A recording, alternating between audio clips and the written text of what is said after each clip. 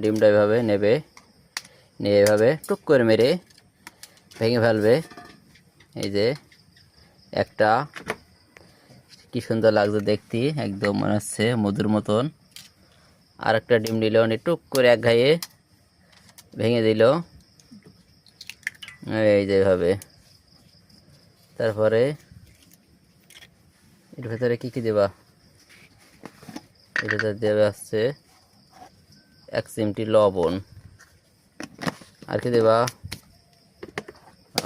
এটার ভেতরে চিনি, এই যে একটু পরিমাণ মতন চিনি দিচ্ছে, এই চিনি।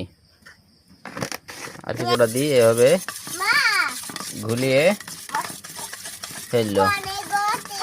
এই যে নেইশো, এই যে ঘুলানো হয়ে গেল।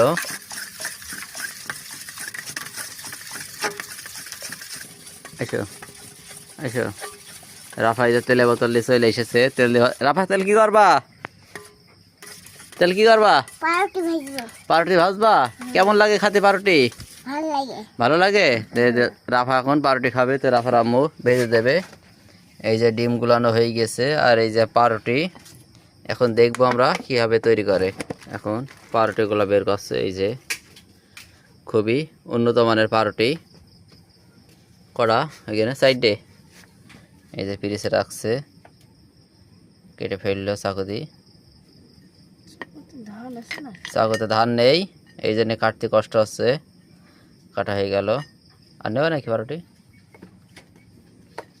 আর নেবা? এই যে এখানে আরো আছে না।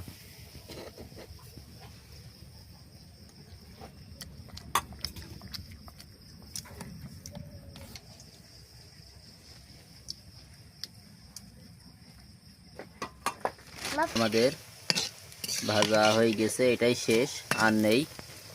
আমাদের হয়ে গেছে ভাজা, এই যে ভাজা শেষ হয়ে গেছে। এবারটা আমরা বাড়ি ঘরে নিয়ে যাব, যাই খাবো। কেমন লাগে অবশ্য আপনাদেরকে দেখাবো এবং বলবো।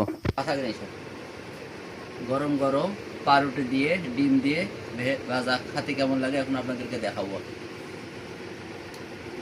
অসাধারণ যে রেঁধেছে মেয়ের মা। কেমন লাগবে আপু বলো তো? ভালো লাগছে।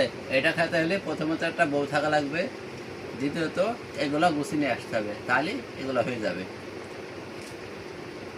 কত